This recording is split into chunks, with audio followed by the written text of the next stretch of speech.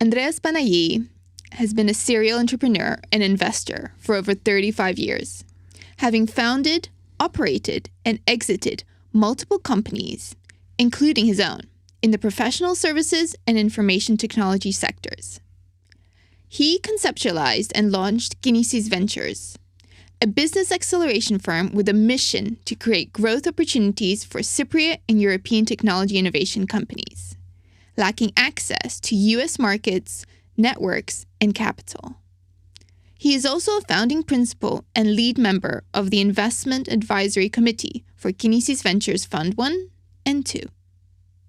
Additionally, Andreas is a co-founder and board member of TKI, an enterprise software and AI development company. He also serves on the board of TK Partners, a US-based technology holdings company, and teaches entrepreneurialism, new venture development as an adjunct professor. Earlier in his career, he worked at several Madison Avenue advertising agencies in client services and digital transformation strategy. He also spent time at a New York-based tech incubator, an early-stage investment fund. Andreas, welcome to the Future Makers podcast. Well, thank you for having me. Good to be here.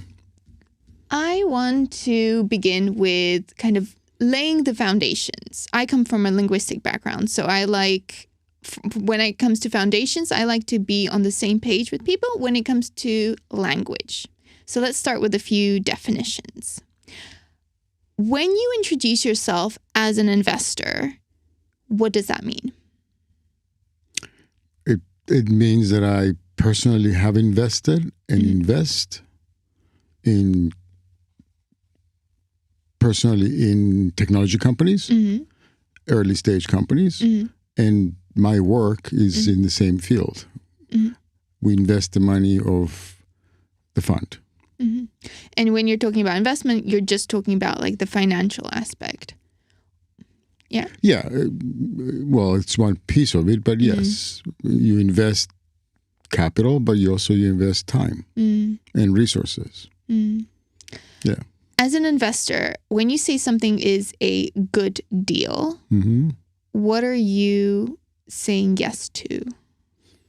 I'm saying yes to giving my money or the investor's money, my time, my network, my effort, my sweat, and everything else that goes on with it. Blood, energy, anything you can sleep. imagine. Yes. So where do founders usually get the yes-no process wrong? There's so many parts to this question. Let's give like the top 3. Where do they get the no? Well, I can only speak, of course, just from your personal experience. From my perspective, my personal experience. The biggest thing is investing in people that you want to work with and that they want to work with you because you spend a lot of time together. So when they hurt, you do. When they happy, you happy. So a no, from my perspective, is when you can't work with those people, or that person, and when they can't work with you. So the chemistry all the way to, connecting, understanding, everything that goes along with, do you want to spend all that time with someone? So that's, for me, the first no. That there's no connection. You don't believe in the team, or they don't believe in you, both ways. So the team seems it comes first. People is the biggest asset and value in anything that you invest, as far as I'm concerned. Yeah. There's a few things I wanted to kind of unpack from that, but I think I'll leave it till a little bit later. Yeah. I just want to know how you kind of came to that. And so to do that, I kind of want to know more about your background. Let's go back a few years to your earlier years. So before investing, before Kinesis, before all of that, let's talk about your instinct for entrepreneurship and investment. if you look back at your early years, where do you think that kind of stemmed from? Okay. Well, probably a telling story is that even when I got my first job, which was mid 80s. Now I'm dating myself, but it's okay. I think the second week I printed my own cards. And my company's name was Panos Polos, which was my father and my grandfather names. I had no idea what that really was all about, but I did. I didn't come play until 15, 20 years later, but there was always something. I don't know what it was, but I did. I printed my own cards, and I saw myself as an entrepreneur. I don't even knew what that meant. What was the company you were, and what was the role you were kind of selling on those cards? Oh, I was a consultant. Okay. It was the easiest and most generic thing you can think about. So it was just Andreas Panayi, consultant? Yes, it was just that. You know? But I didn't know what it was, what it would be, but I knew it would be. Yeah. So that was early on. And it just built from there. So your first steps into like the work sector was in advertising. Yes. That was the first job that actually paid money. Oh, okay. How did you go from advertising into entrepreneurship and investment? It feels like a big jump. Even a bigger jump.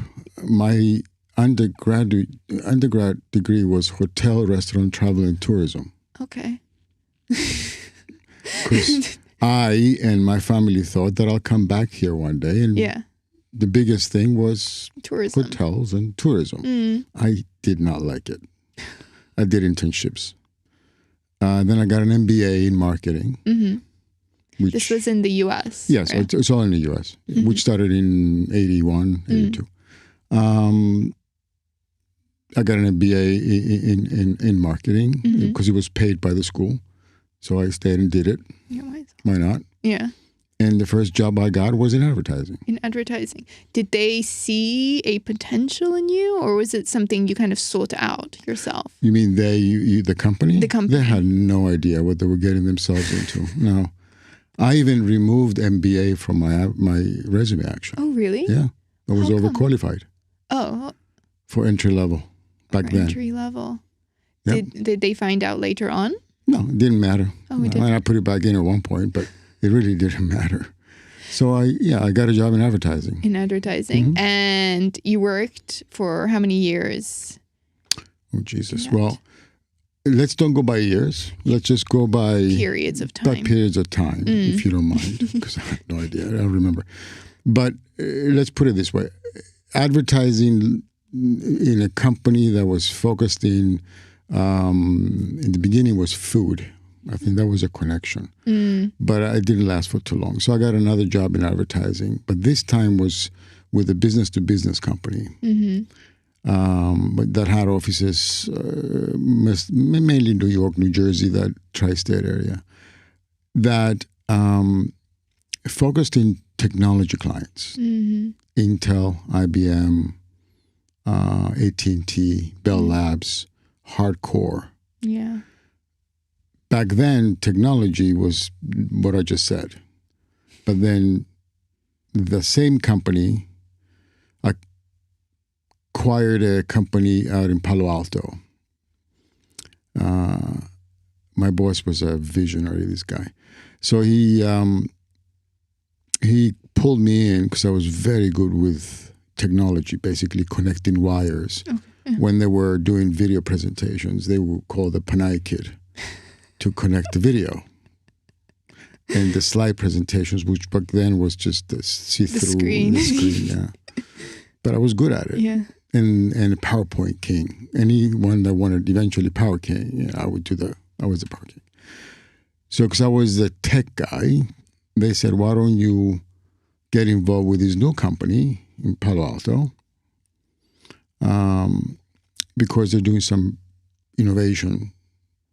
The innovation was email and the web. And that was the innovation. So I spent some time there, back and forth to New York.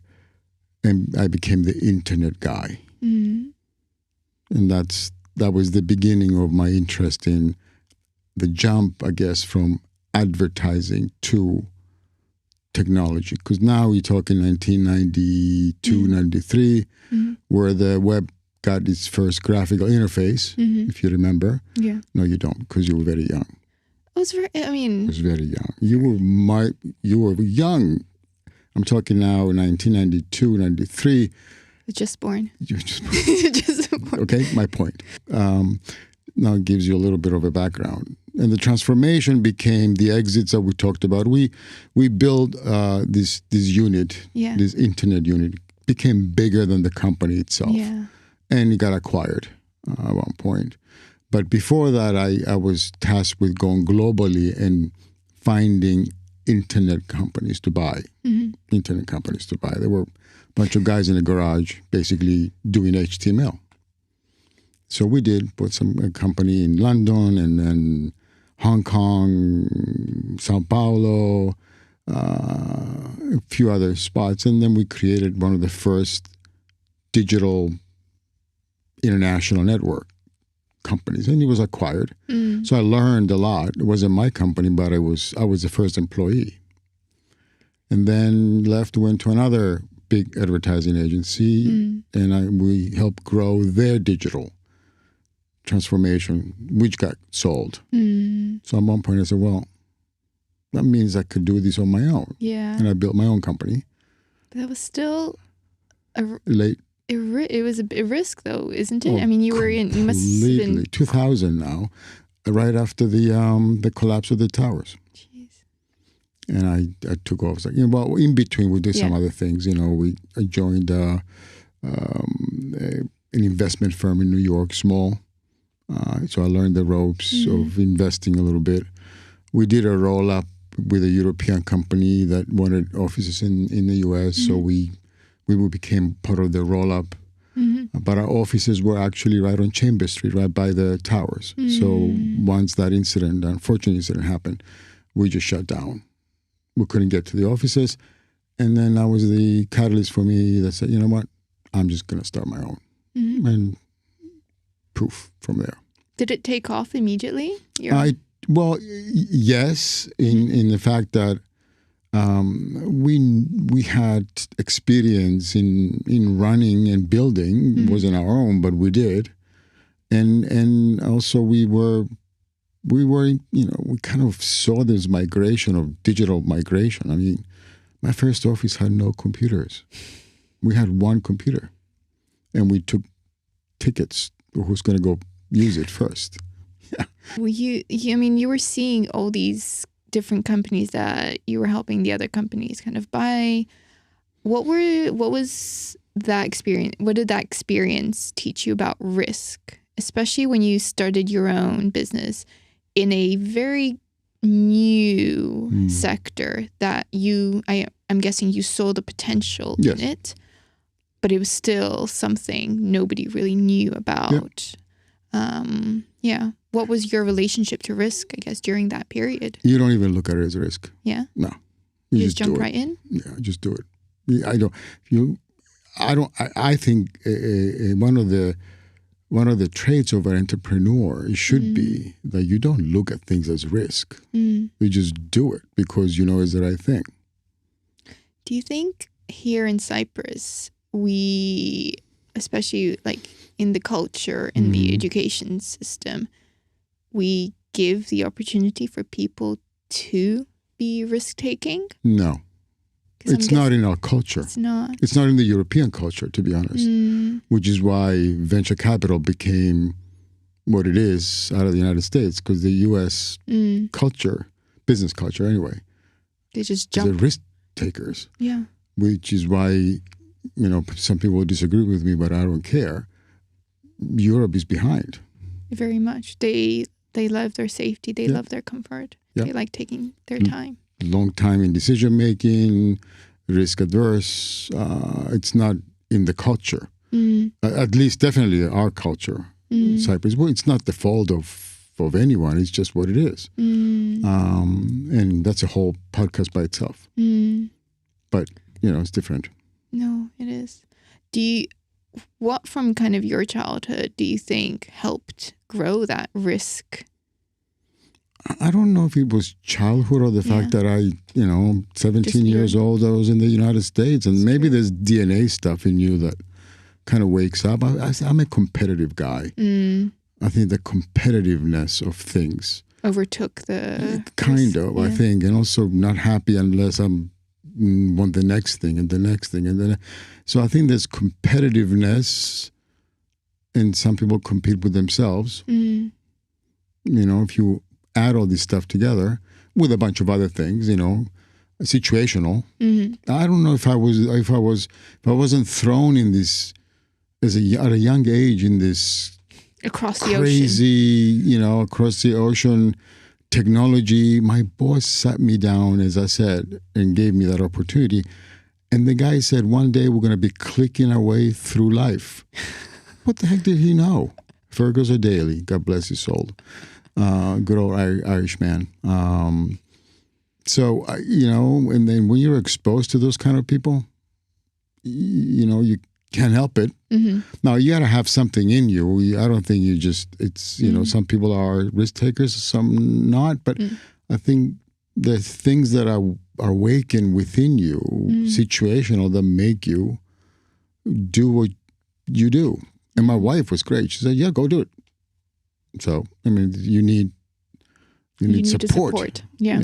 Whether it is your wife, your husband, your partner, you don't do this by yourself. People that think that entrepreneurialism is a solo drive, it ain't. It's not. It's so not.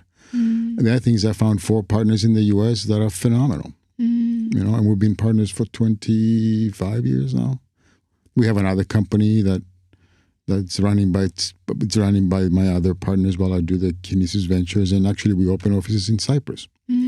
That other company. So, but it's true. You do need that support network. You need people to believe in that vision, because if you're doing it all on your own, you will be facing doubts. You will be facing, some dark places, and you need people to pull you out and kind of kick you back up the mountain. Some of the successful ones that I've seen through my times are teams. Yeah. Teams that complement each other. Yeah. I don't care how good you are. You're not going to be good at everything. You just can't. And even if you are, you're not going to have the time and the focus and the energy to do all this stuff. You need your yin and yang. You need your minus and the plus and minus stuff. So it's a team thing. It goes back to what we said before. It's about people and teams. Let's talk about that first meeting that you're having with a founder. So in those first, let's say, 20 minutes, what are you kind of listening out for? And what would you consider a good sounding line, but something that makes you cautious as well? So it's a 2-parter. What are you listening out for? And what do you think is a lot of talk, but something might be ringing the bell? To be honest, within the first 5 minutes, you have a good sense if this is going to work out or not. The more you meet, the more you talk to people and see companies and deals, the shorter that time becomes. At least the initial gut. You may correct it. You may get corrected, I should say. Chances are, no. When you start sitting on the edge of your chair is when you realize that there's something. And that something could be a lot of different things. Your question, it can go in so many different directions. But I tell you, for me, they are the written things and the unspoken and the spoken things. And it has to do with how they look at you, how you look at them, how they look at each other, how they interact with each other as a team, how confident they are. Because I tell you, the chances of you investing early in a company that stays the same company, in my opinion, are 0 to none. They will pivot. They will change. They will adjust. they will hurt, they will cry, and they will laugh, and they will celebrate. So you need to know and feel that that person across that Zoom call or the chair or the table can handle that. And that's an experience thing. It's not a pitch deck thing. And then, to be honest, nowadays, especially with these technical evolution that is just, we thought back in the day the web was going fast. Things are now, it's like a dizzying speed. You wake up in the morning like, whoa, that doesn't change. What that says to me is actually it makes the team, the people, which is, I'm going back to your point, even more important because technology becomes a commodity. Where before, if there were good technical people and good people, could make a good combination. But now it's people, and technology can become more and more and more commodity. Commodity in a sense of things can now be done by themselves. Using, I hate to be using these terms, AI and LLMs and this and that, whatever. The evolution of technology makes technology an important part.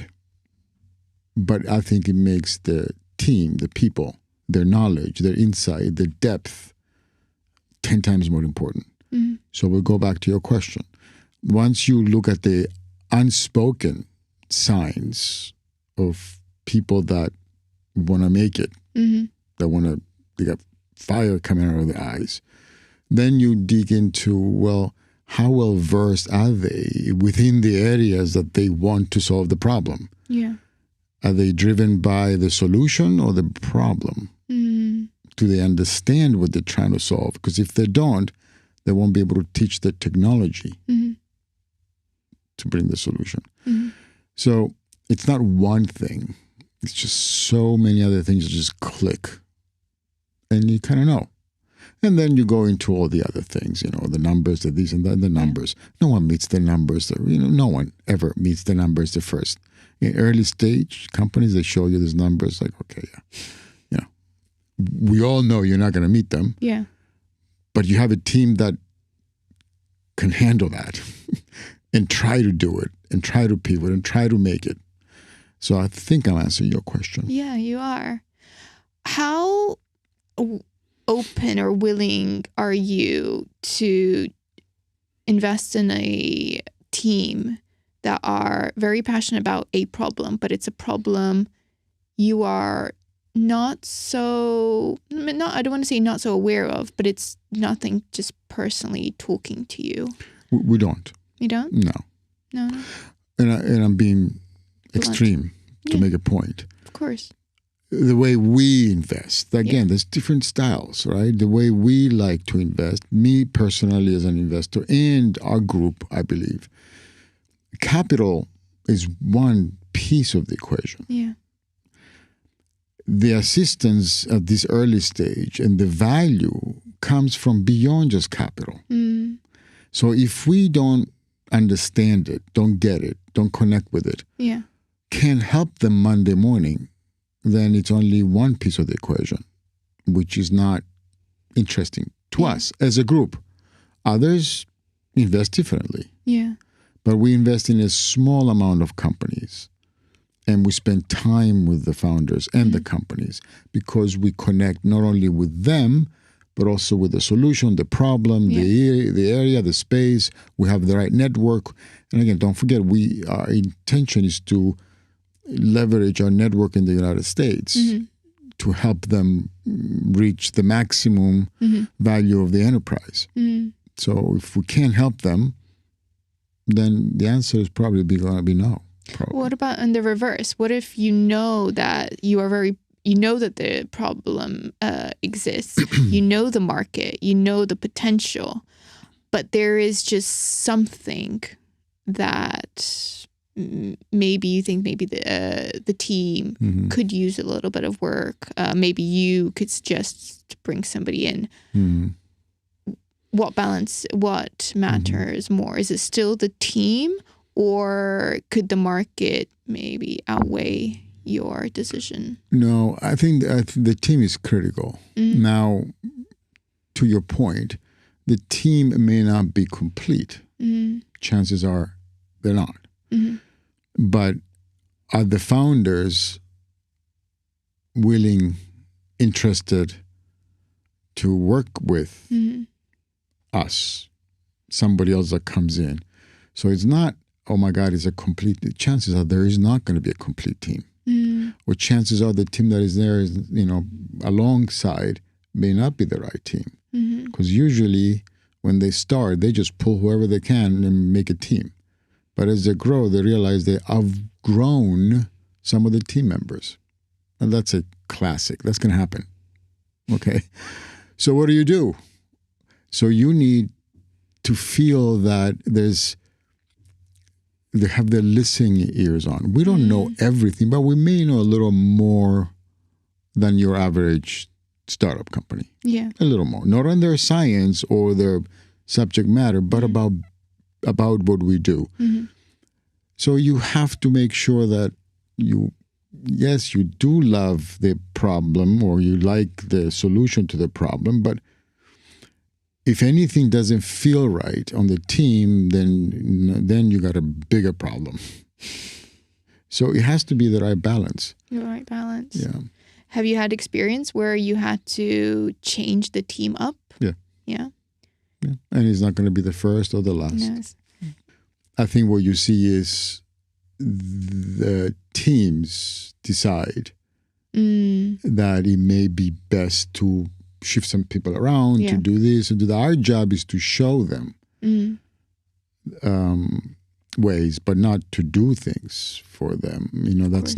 That's my style. That's, I think, our team's style, all of our teams. And I think that's the ethos of who we are as a group. So I'm not speaking for anybody else. It's just I speak for ourselves. You don't want to impose. You want to show, and then because maybe you're wrong. Maybe I'm wrong. I'm not there 7 days a week. Maybe we're missing something. So what you do is you kind of guide with experience. Yeah. Which comes back to the first thing. Are you partnering with people that listen? Everything goes back to that. Are you partnering with people that listen and value the exchange of information? Because we learn from them too, by the way. Every day we learn. I go to school every day with these guys. So should founders just be trying to find any fun to find? Goodness, it's like a tongue twister, isn't it? Any fun to fund. Blah, blah, blah, blah. Or should they actually be looking for somebody they can match to? Yes. Should they be more selective? They have to be. I mean, this is the kind of the misconception. There should be a mutual selection. Yeah. The same way a team that funds or is the funding vehicle is looking for the right partner, they should be the reverse.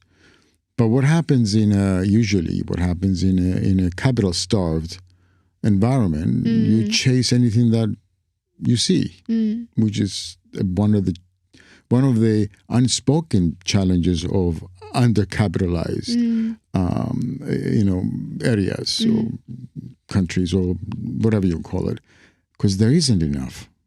So you got to chase everything that's there, and it could be the wrong team, the wrong fit. So if you go to larger markets like the United States, founders are very selective, as they should be, but that should be across. I mean, if you're a healthcare, if you're a biotech, but don't go to, you can't go to a fund that only does, sports tech or ed tech, but we do here because there's not enough, and there's not enough categorization, or there's not enough specialization, I should say. So the proper way, it should be a selection on both sides. Yeah. Oh, not just personality-wise. I kind of want to compare the two profiles of founders from the US and from like Europe. I don't want to say Cyprus because it's just across Europe. Can you tell from the first 5 minutes without them opening their mouth? Well, just not by accent or anything. Where they kind of grew up, which ecosystem they kind of grew up in. Oh, I think so. Yeah? Yeah, I think so. What are the characteristics of I think each? it's some of the demeanor, the confidence, it's just the stylish. But in all fairness, my exposure has been more with U.S. founders, to be honest. I mean, now we invest in Cyprus. We do talk, and we've invested in not Cypriot companies, but and founders. But I don't have enough, good solid information to give you. I'm giving you my gut feel. I think so. I think there's a different way of pitching a story. Yeah. In the U.S., we're more storytellers. You tell a story when you pitch. That's one thing that I've figured out. Here is more, I don't know, functional. Is more like technical. This, and this, and it becomes this kind of sterile presentation, and it's a stylistic thing too. I'm like that. But you need to know the story. Yeah. And we're just different presenters. There's a different style. Yeah. I was listening to a conversation by one of the New York Times journalists, and he was one of the quotes he gave was, "I'm not afraid of like AI, killing us. I'm afraid of this Sam Altman stories. And that is what is going to kill us." Yeah. So yeah. Yes. It's very much aligned with what you were saying. The U.S. does seem to be very strong in the storytelling aspect. Yes, which could be very effective. It is. I mean, how many of Elon Musk's stories have we bought into? Yeah. I mean, he gives the most elaborate, and yet he gets so much funding for them. It works, doesn't it? It works. It could work. Nobody asks for his numbers. Exactly. It's the story, the passion. Exactly. The story and the passion that comes out. Now, that has to do with confidence. Yeah. And also that has to do, that you tie it back to many other things. Some of these guys, they had experience. They may not have exited, but like me, I had experience with organizations that grew big, and they're international, and it gives you a different air. No fault of our own. Sometimes, especially Cyprus or other, still we're very closed sometimes, and that fear keeps us back. And Americans they just dive in. I'm talking business here. They just dive in, and they may not even, I shouldn't say that, but we may not be fully there, but we're going to go in, all in. That's what I did. I was all in. I didn't have a company. We have 4 people, and we pretended to be 20 in the beginning, because you have to. You have to. You have to. I wasn't lying. I was just suggesting that we're going to be 20. They just never ask. You just never ask how many. Here they are. Look at all those desks. Yeah. Nobody asked, but you have to. You have to take that. You have to do what it takes to make it happen, to sell that story within the limits. Because if you go outside, then you got a different problem. Exactly. It's you sell it and you build it. Yeah. I think that's the mentality. You sell it and you build it, versus you got to build it perfect and then you sell it. Yeah. Because what if people start saying something? What if what impression are you going to give? What if somebody sees that first product and that fear exactly stands in the way. Now, you can be selling or talking about things that you cannot do. Some cases that we know. Yeah. But that's not the case. It's just that it can be done. You can do it. It's almost there. It's not perfect. You got to go out. You got to get it out there, and you got to talk about it. And you got to let it take a couple of punches. But holding, especially technology, holding things back until it's perfect, you'll be holding it forever. Yeah. And that's that fear of failure, which is a big thing in our culture, especially. Yeah. Where failure is part of success, in my opinion. Yeah, exactly. And this fear of what society's expectations or what people will say, your own your own image. Yeah. You need that perfect image as soon as you step out the house, rather than allowing yourself to kind of grow and develop. There is nothing perfect in entrepreneurialism, especially in the beginning. Yeah. There's nothing perfect. And going from that, let's talk about Kinisis Ventures. Why did you start it? And what gap were you seeing in the market? I could pretend to be very strategic, and I'm not going to.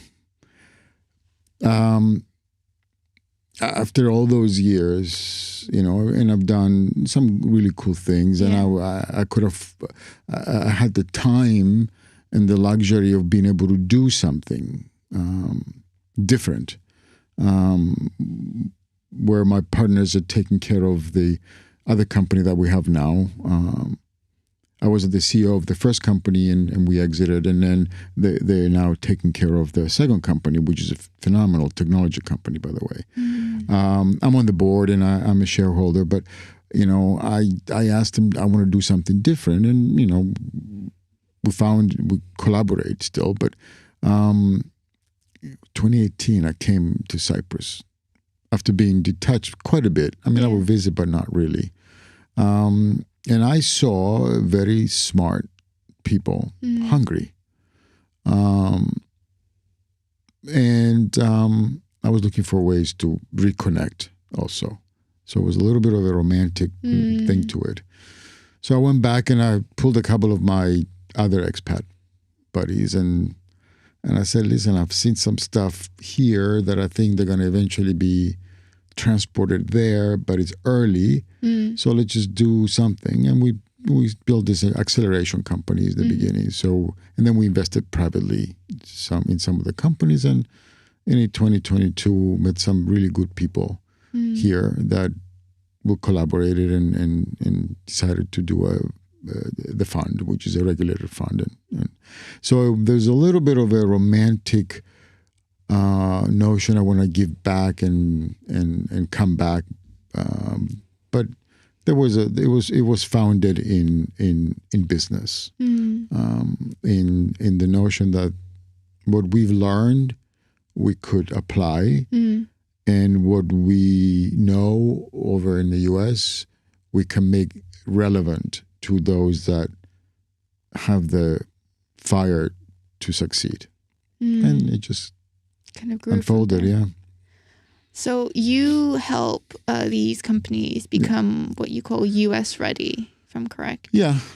What are the biggest mistakes you think that Cypriot or European countries make when they think they're US ready, but they may not be? I think, I don't know if they're mistakes or not, but I think there's some things that you just don't know until you go somewhere. Even U.S. companies coming to Europe, they're not Europe ready. There's so many cultural, but also there's also some other, just different ways of thinking, doing, even the presentation, as you said. I mean, sending, off the boat a European Cypriot to go present to a bunch of, investors with experience, there will be a disconnect. I can guarantee you, something that you just don't expect.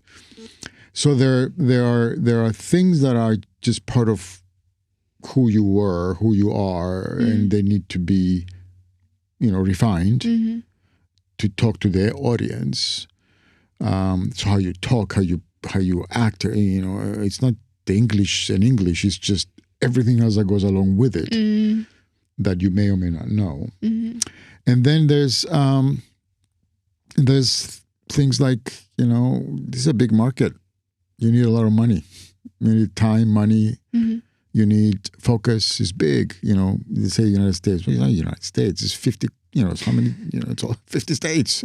So, which one? Which one? Where? East Coast, West Coast. Yeah. Everyone has a little bit of a difference. So, learning that and knowing how big it is, it's an undertaking, and the research that you have to do to prepare for that. I want to come to a close. Mm-hmm. And with that, I have one more question for you. So what's one thing you wish founders understood before they walk into, or before they even reach out to you? How should they prepare? And what should they prepare before trying to start a conversation with you? There's a number of things, but I think that the most important thing to me, to us really, is clarity. When you listen to somebody for 10, 15 minutes and they can't get out of their own way, it is not a matter of practice or talk to the mirror or cue cards or whatever the heck it is that you do. If you need cards and indications and notes to describe your company, is a pet peeve of mine. If you don't know passionately about what you do and why you versus the universe, that's one of the things I like. Really, if you don't feel that you have it, don't come knocking on an investor's door. That then brings all kinds of things. How much research have you done? Because it's funny, but it's not. I mean, there's companies that come to us and they think they discover sliced bread, but they haven't looked outside of Nicosia or Amsterdam or whatever, There's a big world out there. How much have you really dug in and realized that you may not be the only one, which is fine. But why you versus somebody else is the bigger question. So those that avoid research beyond the quick research so they can make themselves feel like I got something big. Yeah. It's so apparent when you go into a meeting. So I think you can put all that under kind of the be prepared. Just be prepared and know who you are and why are you doing this. Everything comes from that, I think, It's like me giving you my presentation to present, and you're going to stumble because you don't believe it, you don't know it, you don't feel it. It's about passion. Entrepreneurship is about passion. Do you believe in originality? I think there may be original ways of doing things. I don't know that there's originality in what we do. In essence, of course there are, but there's millions of very smart people out there that think about the same or similar problems. So I'm okay with competitiveness or competitive sets, but find the one or two things that you are going to be different or do differently. Or better. And it may not end up being that, but at least give it some really good thought. Yeah. Because it's the thought that sometimes and the logic that counts than the actual solution. Because as I said, chances are you're going to be pivoting, changing, adjusting. So it's okay as long as you have a reason why. And again, that's just my thing. So what phrases make your skin crawl during a presentation? Oh, it's like, I'm the only one. No, I'm the best. It's a $3 trillion market, and we're going to get the 1% of it. Okay. I mean, it doesn't mean anything right now. Focus on the things that matter, especially in the first meetings. It's not about the big picture. It's about that very specific thing that you are going to do and say and show that get those that are investing in you as a company, as a person, sit at the edge of the seat and listen. And it's not going to be, oh my God, they just discovered sliced bread. It's actually could be something much simpler. And it's not the big words. The big words, we've seen decks that are similar to what we saw 2 years ago. They just have AI in front of it. you know. So again, I'm not faulting anyone. It's that, but those are the things that kind of stand out. Everything drives back to the people, in my opinion. It's just and technology nowadays is making it even more impactful, more relevant, more critical. Yeah, you really need to see the human behind it, because everything else is just homogenous right now, isn't it? I think so. I mean, maybe one day everything will be done by the robots, but as of now, I'm investing in people. Yeah. Or we're investing in people and not robots yet. You've not had AI avatars approach you for investment? I'm waiting for the day. I'm sure you're going to be sending your avatars and your agents to raise the money. Maybe one day that's the solution, but it's not any day soon. Yeah. So until that day comes, you bring your humanity to be invested, because that's what we're investing in. Yeah. Humans that understand the problem and they're passionate about the solution. Yeah. And know that they're going to make mistakes, but willing to grow from them. Learn and grow and get up and stand up and thick skin and all the stuff, all the cliche that you read in books are very, very true. But there are some little things that you gain from sitting in front of people so many times and listening to the story and having some experience yourself, some experience. I'm not suggesting that, I'm Elon Musk, but it's just some experience. You have to have some experience of what it means to be an entrepreneur. That, the checks didn't come in so you can pay somebody. Or you don't have money to pay for a cleaning service and you have to go clean the bathroom because the client is coming. All that come into play when you're looking to invest. So having some personal experience, I believe, in being an entrepreneur and going through the process, the more of the process you go through, I think it makes you, I would say, better, a more complete entrepreneur, evaluator, I guess, if you want to say it. But there's so many other things that go into this pot. Andreas, thank you so much for joining me. It was, I'm very grateful for the opportunity to just pick your brain. Thank you for having me. It was fun.